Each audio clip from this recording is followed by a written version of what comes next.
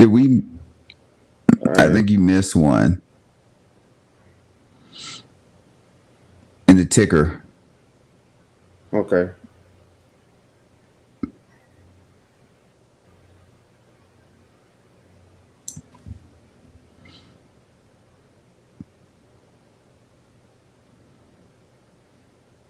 Good morning, sports fans. Today is July 6th, 2021. Welcome to the Sports Brothas podcast. He is Zach. I'm Mr. 411. Zach, how was your 4th of July weekend, man? It was nice and relaxing. I did a lot of sleeping and then got a couple movies in. One not so good, one better than expected. No basketball this weekend as far as me playing it, but no complaints. Once again, life is All good. right. It's back to the grind this week. And for me, good week because Black Widow comes out after waiting on it for a year plus. So I hope it is worth the wait. Unfortunately, many things I have waited on in life dealing with women have not been as good as it was expected to be. Oh man. Well, we'll play off of that worth the wait theme in a few minutes here when we recap the NBA finals. Because there's certain players that have, it's been a long wait and it's been a long time coming. But yeah, for myself, man, I had a good weekend. Anytime you can have a 3-day weekend, that's great. So you got to look forward to that. Look forward to having those 3-day weekends. And I tell you, um, one thing I did miss this weekend was having a couple of game sevens. I was hoping we had a game seven on Monday, but hey, other than that, man, can't complain. Can't complain. That is good. That is really All right, good. yes, sir. So this morning, man, we in the production meeting we talked about discussing the recap of the conference finals because we're right here on the heels of the NBA finals coming up. So we'll talk about the conference finals today, ladies and gentlemen. We'll talk about the Hawks and the Clippers, where we think the direction both franchises should go next, and we'll preview the NBA finals. So buckle up, get ready. It's going to be a great show. Anytime you can have Zach on, it's going to be great, and you're going to get some I excellent see wisdom. Mr. 411 is in a good mood. I guess you had a good night last night. Good weekend. It was exhilarating. All right, so let's go ahead and talk about it, man. Conference finals. What was your take on it, Zach? I'll let you do the most on this. For me, I just I thought it was showed a lot about the Bucks. They're a dumb team. I've said this a few times. They are they are very confusing. I don't understand how they play the way they play. I kind of blame them for Giannis getting hurt because they come out half-assed and he's in the game when he shouldn't be in the game. I think I'm like a broken record repeating this. They're playing more games than they're supposed to play. And of course, the more opportunities you have out there on the court, it increases the chances of an individual getting hurt. And of course, Giannis is the one that gets hurt. That's going to critically affect their chances to win the title. So that was highlighted. The Bucks are just a dumb team. Very lucky to be here in the finals. And I still say fire Budenholzer. I don't care if they win the title this year. Still fire him, bring in somebody else. Next thing I'd say, DeAndre Ayton is underrated, or I should say overlooked as a player. Everybody keeps talking about Chris Paul as the MVP, and everybody keeps talking about Devin Booker. But what they don't look at is DeAndre Ayton. And this team did take leaps this year, but what people have kind of forgotten is that DeAndre Ayton was suspended 25 games to start last season. I want to say they were 34 and 39. DeAndre Ayton plays those 25 games. That is probably a 500 record in those games, and it gets you into the playoffs. So they're at least in the playoffs a year early. Maybe don't make the second round or anything like that. but they do make it to the playoffs. And here's some numbers for you, just for everybody to keep in mind. Aiden in the conference finals averaged 17 points, 18 if you want to round up, 13 rebounds. You can round that up to 14. Blocked 2 shots a game. And more importantly, in game 4, there was a critical game when the Clippers were trying to get back into it. It's 2-1 Suns when Paul and Booker shot 14 for 44 or 32%. DeAndre Ayton had 19 points, 22 rebounds, 4 blocks, 3 assists in an 84-80 win. So I'll let you guys do the math on how many points and how much he actually contributed to that 84 points. And those would be my 2 big takeaways from the conference finals. Okay, man. Yeah, for me, the conference finals. Well, first of all, we had a couple surprises. I mean, not as far as once the playoffs began or the season kind of played out with Phoenix, because they did finish with a top 2 record. But if you had started again the season, I don't think anyone would have had, the Suns or the Hawks in the conference finals for one. But once we got to that point, we're looking at now, the Hawks really did a good job to get this far, to make it to game 6, to even make the late comeback against the Bucks. But at the end, I'm not surprised that the Bucks won that series. I think that what really took them over the top against the Hawks was you saw the lack of size in Atlanta, and that's what really hurt them. The Bucks really were able size matters for what I hear. Yeah, there's a lot of commercials about that. But yeah, so the interior of the Bucks, when you have Lopez out there, even Portis, Bobby Portis, and just the overall size of the team, they were able to command the boards, especially, and that was definitely illustrated in Game 6, where the Hawks just couldn't get second chance back buckets. So I think, and we'll touch on some other that stuff later, but with that said, notice that we didn't talk about Giannis in this case, but which shows that the Bucks were able to get it done without him. And as far as in the West, the Clippers and the Suns, I think I picked the Clippers to win that series, and but the Suns actually proved that they were the better team overall in this case. Got to give them their due. As you stated, Ayton was definitely a monster out there.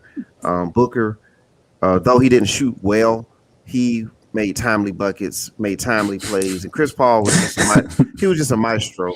Chris Paul was a maestro. He really, he really orchestrated the team, kept them where they needed to be, and we got to give credit to especially those first 2 games. And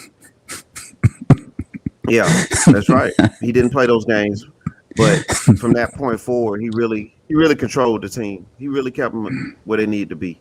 Monty Williams, the coach, did a great job, and also James credit, Jones. Yes. We got to give him his due as the whatever position, general manager, whatever it is. General manager, won the executive of the year. So yeah, very good job. Both African Americans, by the way, for Stephen A. Smith, both African Americans. And Ty Lue, I like what Lue did. Lue really showed his coaching ability this postseason. Yeah, I'm gonna give him a smidge of credit that he can coach without LeBron. So far, so good. He did a good job. He really made some adjustments. He went small when they needed to go small. He went big. Though some might still say this team underachieved. That some would say that, but I think that they overachieved. But we'll definitely get to that next. That's a great way to transition to our next topic. But yes, Ty Lue he did an excellent job of making the adjustments throughout the playoffs versus based on his opponents. But excellent series. It was a fun series to watch. And we're gonna see what happens next for both franchises.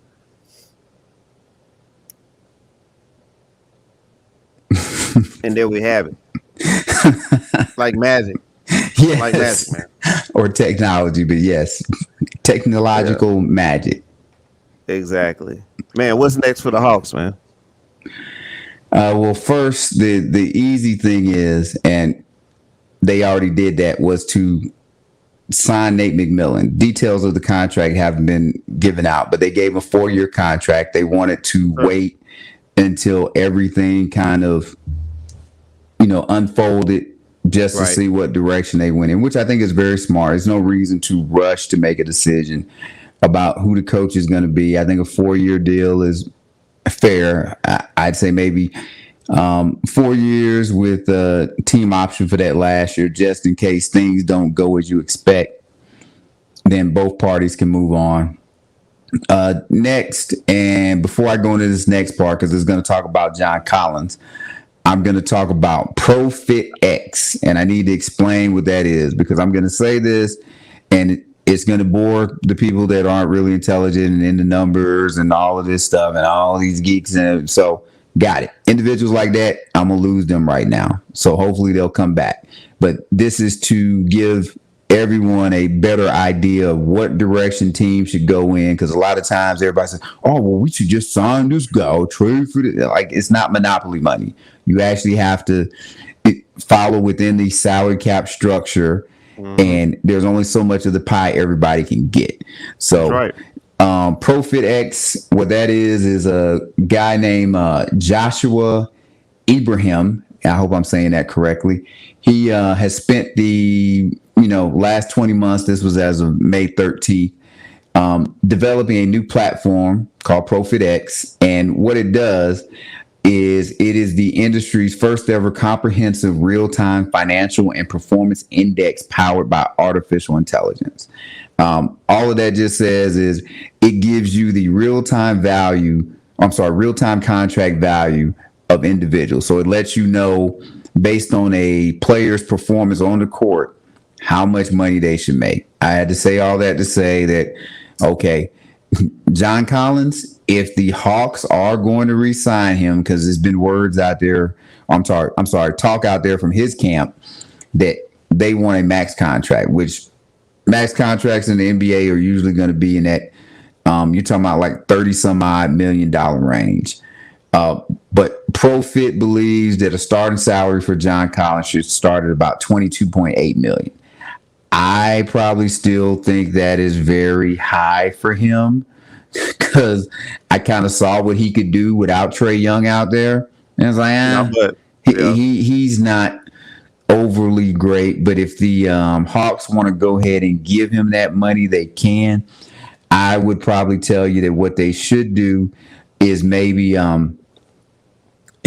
let the market dictate how much he'll make. He'll be a restricted free agent. See what other teams want to give him. And honestly, if some other team wants to give him a boatload of money to play for them, then you just let him walk and go away. Because more importantly, you have to go with what is the plan for Trae Young, and do you max him out? And same thing based on ProFit. Trae Young is performing as a player that would make $39 million a year. So while I don't think that you should probably max him out, Trae Young is going to get maxed out. And you just max him out right now, see what's going to happen. You close your eyes, hope everything goes well. But so far, so good with him. If you're going to max Trae out, somebody's got to be sacrificed. John Collins, I think, would be that sacrifice. I know he will be. Well, I don't know that he will be. I think the Hawks actually re-sign him. But as I said, if it's not for a team-friendly deal, I wouldn't do it. Yeah. Well, I'll tell you, man, the Hawks, they took care of number one, which was the coaching situation. You've been on that even back around after the All-Star break. You was on it about Nate McMillan, that you actually thought he should be the coach of the year. So yes. So he definitely earned his keep in Atlanta. Now the Hawks really do need to make sure that they, now that the season's over, you take a couple weeks, enjoy that magical ride, but also understand that this was a special season, if you will, and it's not necessarily the norm. So don't take for granted that, okay, because I did see a quote from Trae Young saying, we'll be back. And I know there's a lot of Arnold Schwarzenegger said something similar before, but this is not a movie. It's not a movie. The reality is, the Hawks exceeded expectations, but you got to go ahead and look at the next season as if it was a normal type season. Find out where your weaknesses are. To me, one of the major weaknesses, and I touched on it earlier, was size up front. The Hawks have a 6'11" center, which is what Atlanta hasn't had in a long time. A real 6'11" center, but they needed a center with a little more girth, a little more ability to command the paint. Because so many jokes, I just want to say, so many. But really need a center that can command the paint, because those rebounds, when you think about it, and when you go deep into the playoffs, when you get beyond the second round, you're going to need to the defense is going to be a lot better. The competition is going to be a lot better. The star players that you're going against are going to be a lot tougher in the future, and you're going to need to be able to get second, even third opportunities at times when your perimeter guys are struggling. If you notice in Game 6, when Trae Young was trying to make something happen, it was very difficult when that defense is putting all the trees in front of you, and there was no way that the Hawks could penetrate the defense by dropping it into somebody in the paint, which goes back to Collins. I think that you're right. If you can get him at a friendly deal, that's one thing.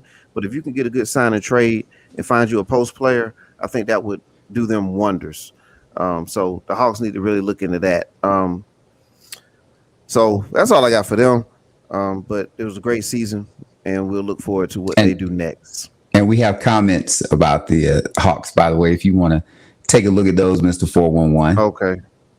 All right. I appreciate that.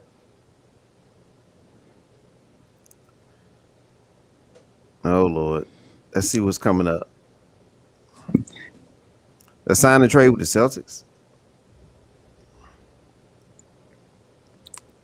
Oh, look at there. And I was going to say, good morning, Cal. Hope everything is going well out there.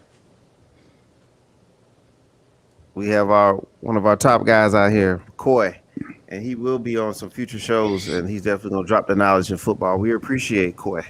Well, I wish he had told us who they want to sign and trade.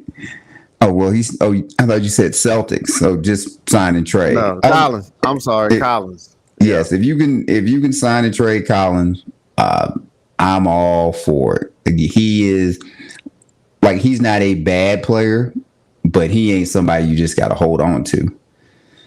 But Atlanta has an opportunity. We'll see. They got to hold, as you said, they need to start back at square one. Don't try and say, hey, we're going to start at, step 3 because we made the Nope, go back to the very beginning and build things up again, because every year is a new year.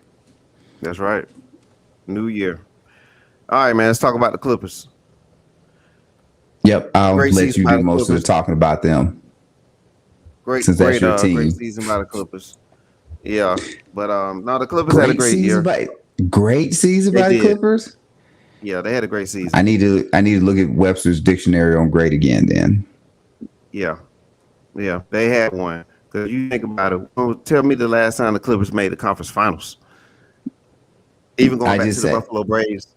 I'm just kind of going off of.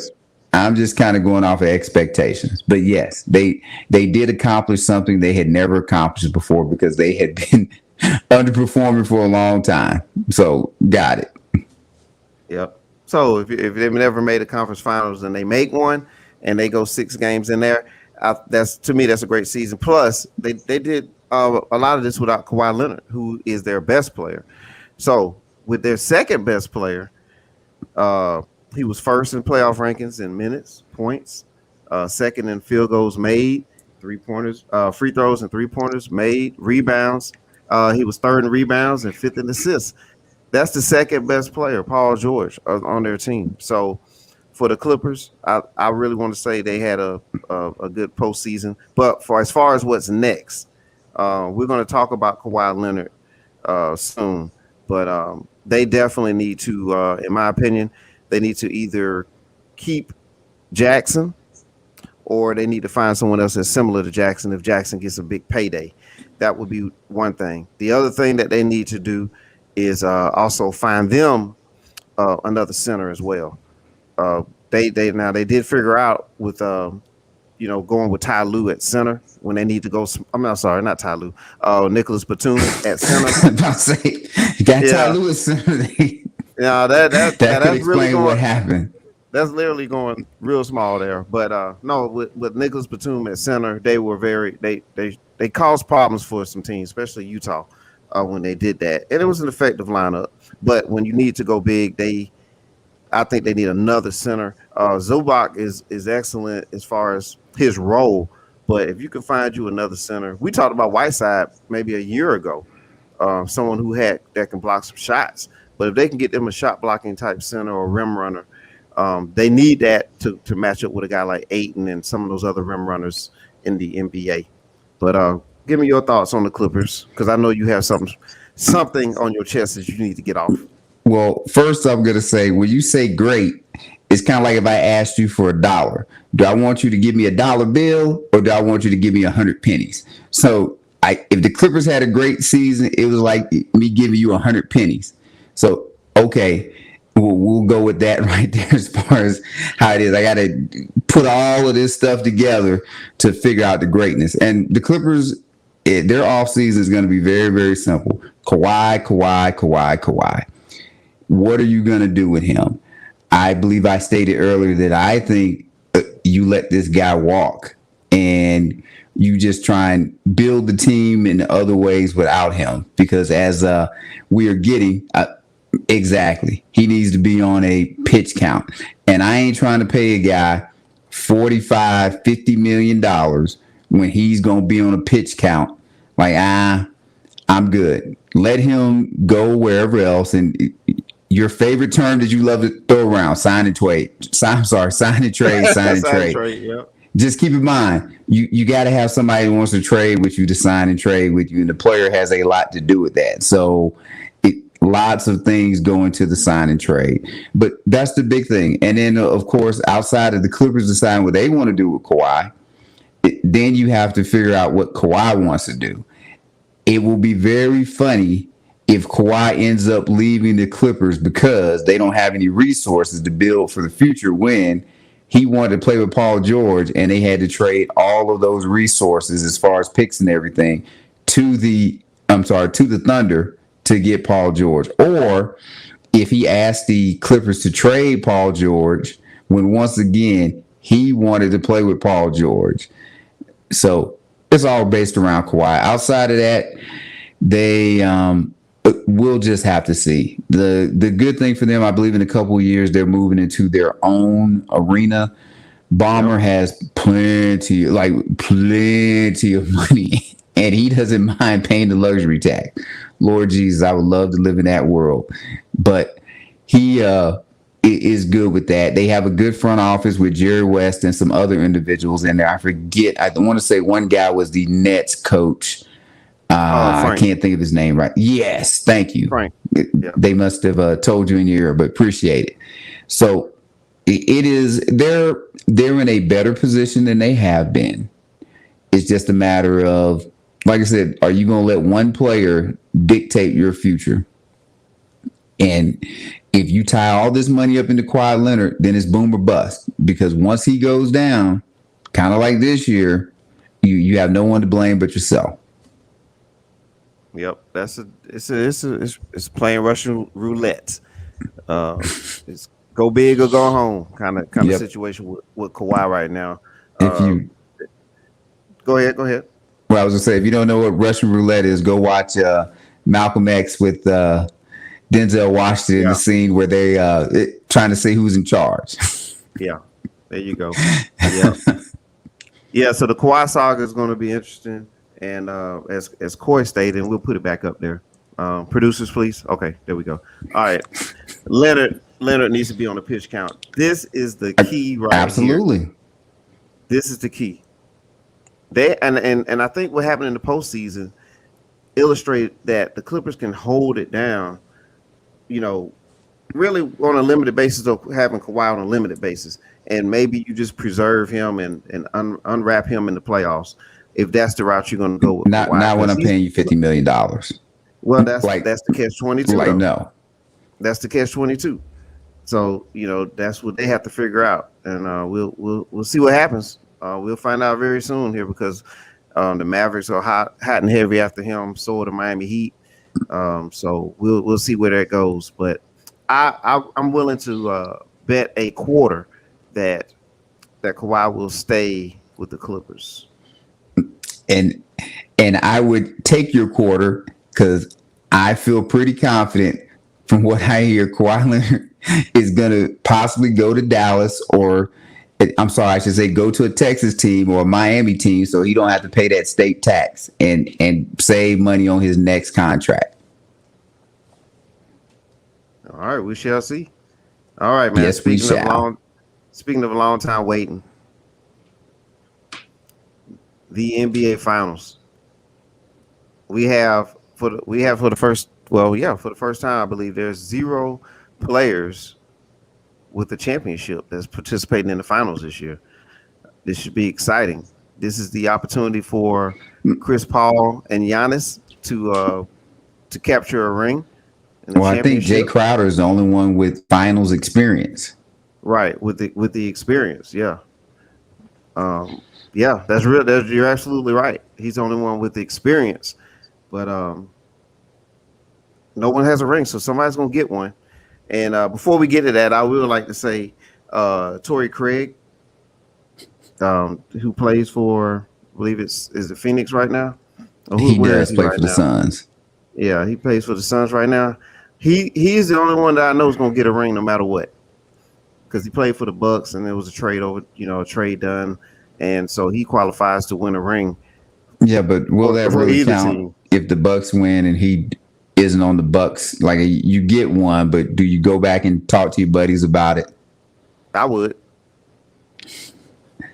Well, I guess it's good when you go to the bar. Yeah, exactly. Hey, man, I'm a champ. He can go ahead and start bragging about that now. Will they introduce him as a Torrey Craig NBA champion if the Bucks win? Is that how he'll come on the shows? I would. I'm coming on there as NBA champion. So, okay. Yeah. Well, anyway, let's talk about it. Let's preview it, Zach. Go ahead and give us a little tidbits. Well, the big headline is right now Giannis is injured and no one knows when he's going to come back for certain. Like, there's speculation out there, but it's hard to say. With that said, with no Giannis, I feel like the pressure is on Chris Paul, severely on Chris Paul. And if he doesn't win this title, specifically for me, will define his legacy. There's been a lot of excuses with Chris Paul. People love Chris Paul. It's always this, always that. Oh, and this, when he has been a prime suspect in his ability not to win in the playoffs. Now the table is set for him. And as far as I'm concerned, he needs to get it done. His team is the healthier team. His team, as currently constructed, has the better players. He has home court. Hell, I like Monty Williams better than I like Budenholzer as a coach. So I don't see what advantages that he doesn't have. I'm going to give the Suns the title in 6, though I do expect them to split the first 2 games. I would also say that I expect DeAndre Ayton to have a big series, and he would be my finals MVP the way this works out. I wouldn't be surprised if he's getting you 20 and 15 during this series. Okay. Well, I see this being a very good series. I see it going 6 right now as well, especially because we're not certain of the health of Giannis, and I think we're going to talk about that in a few minutes. But so with all that kind of going on, I have the Suns winning this series in 6 games. But one thing, something about Chris Paul, man, and this is going to be a reason why they're going to win it. It took Chris Paul 16 seasons Took him 16 seasons, 22 playoff series, 1,212 games, 37,757 minutes, 5 different teams, 7 head coaches, 179 different teammates, and he's in the finals.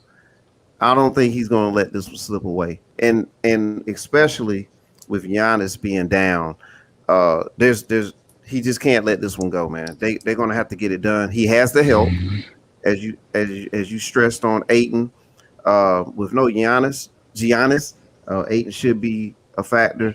Booker's going to be solid, but he will have a good defender on him, and Holiday more than likely. But again, Chris Paul, orchestrating the offense, and they have nice shooting.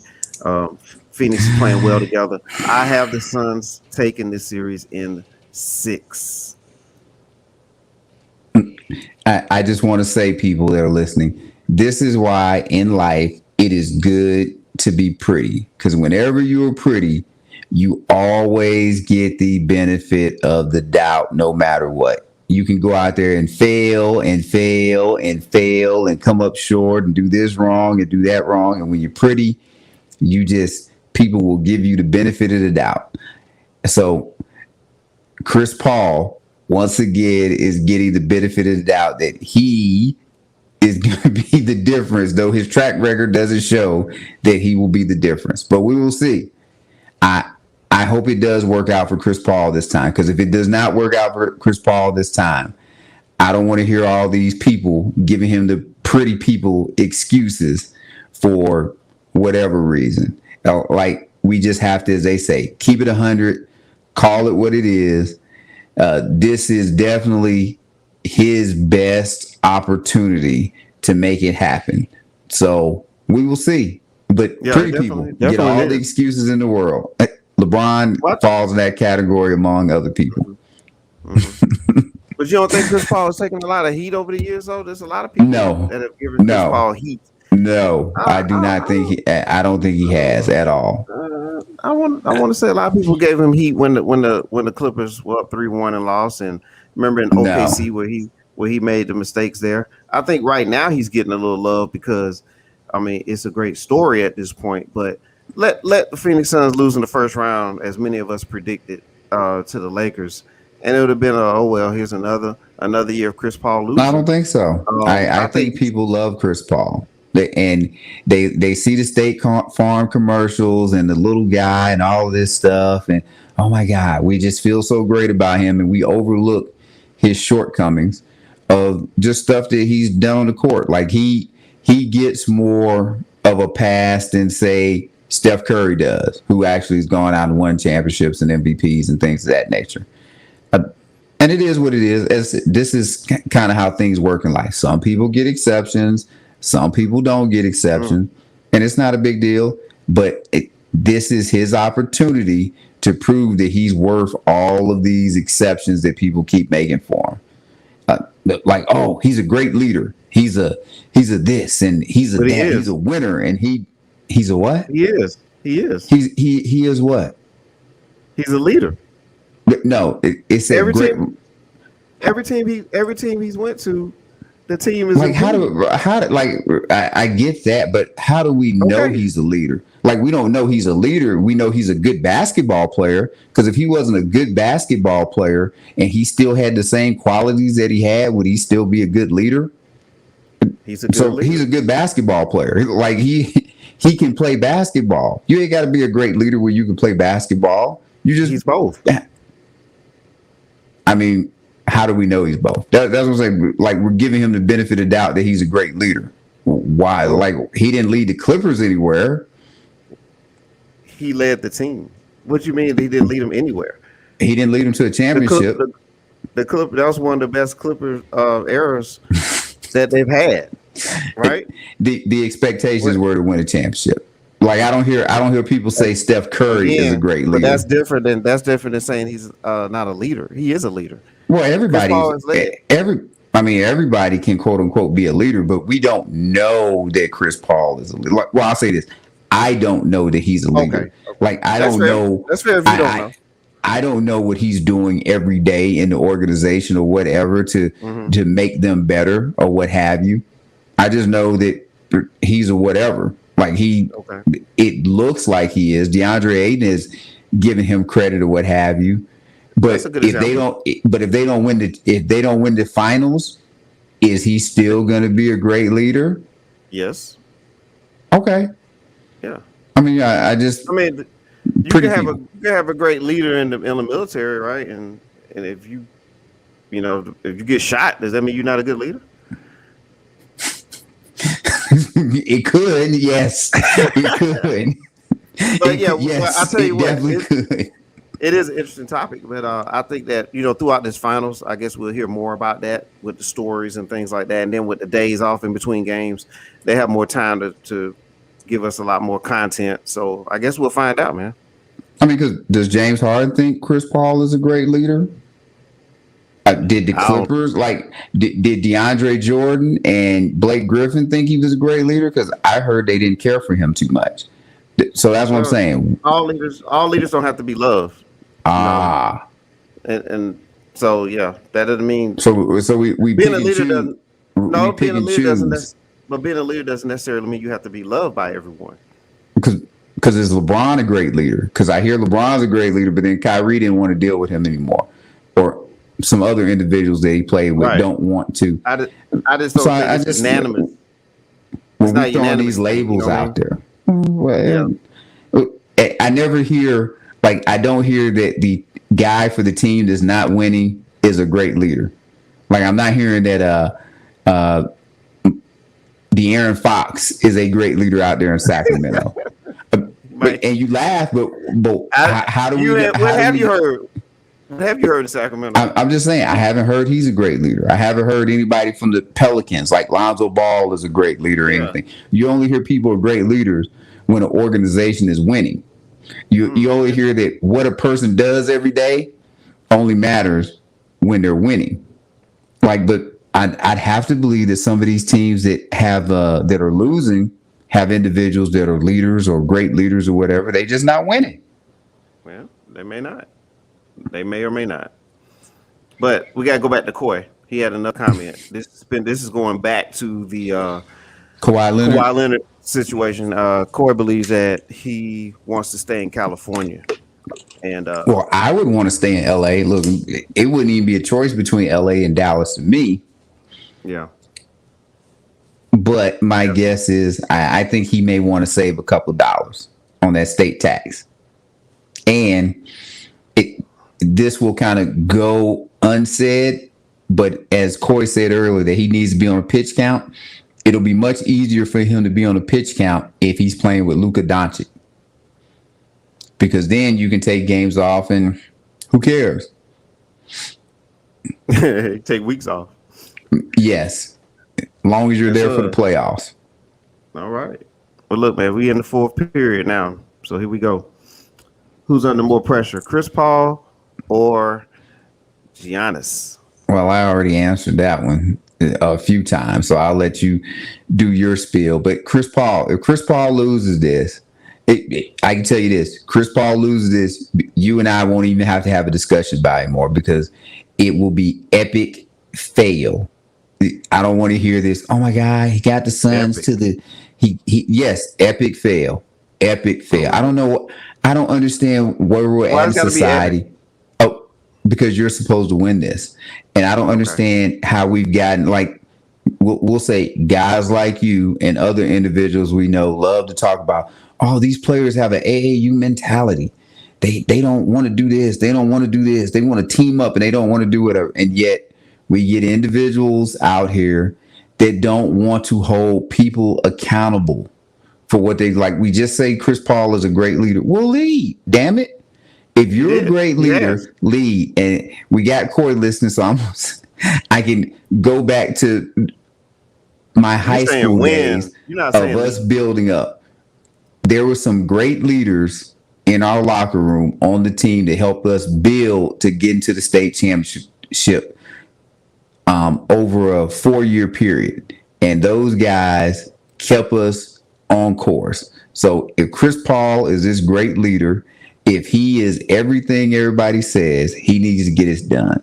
Most people are probably going to look at it that Giannis will have another year to do it.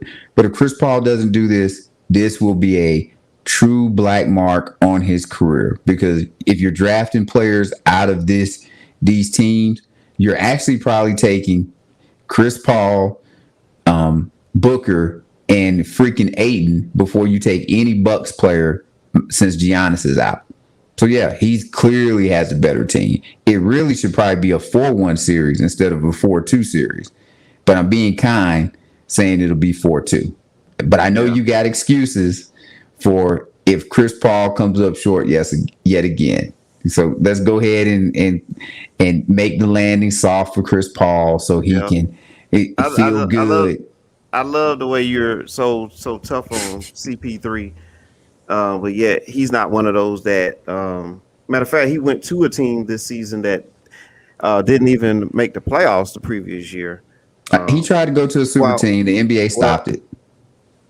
Last season? No, he tried to go to a super team last season. He tried to go to a super team in his career, but the NBA stopped it. He tried to go, or was he going to be traded there? If I'm not mistaken, that was a 3-team trade. If you refer to the Lakers, the Hornets, and the Rockets were going to be involved with that. I'm gonna do your leadership thing. Since we're assuming that Chris Paul has great leadership, I'm going to assume that he had some say in where he wanted to be traded. And my guess is Kobe Bryant and Chris Paul had a conversation about playing together. You need to go back. You don't go play with Kobe Bryant without Kobe Bryant having some say, and he's going to play with him. You need to go back and check out the story where Kobe was working out, and someone gave him word that Chris Paul was coming. He said, "Oh, okay," and started working out some more. So, yeah, I mean, that sounds good. Yeah, but yeah, that was a 3-team trade situation. That wasn't players calling each other up and saying, "Hey, let's set this up and go to a certain city." Because we know this that they didn't talk to each other. All right. Yep. It would have came out by now, just like that story came out. So, also, Chris Paul, again, he went to a team that the previous year didn't make the playoffs. So, for what he's done so far, and to go through the number 1 seed, the Utah Jazz. Well, I'm sorry, not number 1 seed Utah. When they went through, the Lakers. I'm sorry, the Lakers. No, what I mean by that is the Lakers, because the Lakers were a team that many of us, including myself, thought was going to make it to the finals. You defeat the Lakers. You defeat the injured Anthony Davis. You defeat the Nuggets, right? With the injured Jamal Murray. Right, but we're in the no excuse train, right? Or which way we going with it? I thought we was the no excuse crew. I mean, yes, but that's just real. Like I'm not saying anything that's not true, but yes. But I'm just saying we're in the no excuse. Yes. Okay, so beat those teams and defeat the Clippers, right? Yes. In the finals. But this team did not make the playoffs the previous year. So he's done a great job to this point. Now, when we're talking about the finals and making our predictions, there's no question about it. I'm on the same page where they have the clear advantage. They should win this championship. The door is wide open. So to answer the question about who has more pressure, Chris Paul has the most pressure. There's no doubt about that. Because it looks like the Greek Freak, he may not even show up in the finals this year with the injury that he has. So he got to get it done, point blank. And even if he does show up, what type of player will he be if he's out there? Very good point. Because he's already limited offensively. Oh, there's Corey again, dropping some more knowledge. All right, Corey. CP3 also didn't say the NBA was bogus for blocking that trade. Very good point. Very good point. And that's going to be one of those what if stories, 68 years from now. I mean, only a what if the people that think they would have actually won if they'd have had that. Miami still wins the title. Yeah. So it wouldn't have affected the Heat. Yeah, definitely your opinion. Yes. Yeah, definitely your opinion. But I think a prime Dwight Howard, a prime Kobe, a prime Chris Paul, they would have eked out at least 2 out of that. Yes, because they won so many championships. I agree. Yep. Yep. As Chris Paul is just now getting to a finals, he'd have got hurt like he normally does. Yep. All right. Well, you're gonna have a lot to say after this finals is over with. Look, I'm pulling for Chris Paul. I like individuals that put the work in and go out there. My only thing is I'm just not of this. Look, just call it what it is. I'm not going to. If he doesn't go out there and win, I'm not going to do all this hard luck stuff of, oh my God. He has an opportunity. I don't think he's their best player, but he'll have an opportunity to put himself in the category of small guards that win a championship. Right now is Curry and Isaiah is the best players on the team to do that. He has that opportunity. And I'm going to say this. I want him to win, because if he doesn't win, it is going to be a major stain on his legacy. And I don't want that for the guy. He seems overall to be like a good man, good individual, tries to do stuff the right way. It would be nice if their little banana boat crew, that the only person that doesn't have a title, unfortunately for them, would be Carmelo. So I'm pulling for Chris Paul. But just because I'm pulling for the guy, don't mean I ain't going to tell the truth about what is going on with his career. And if I've said anything that's a lie, let me know. Hey, I hear you, man. Well, what we would like to hear and also see.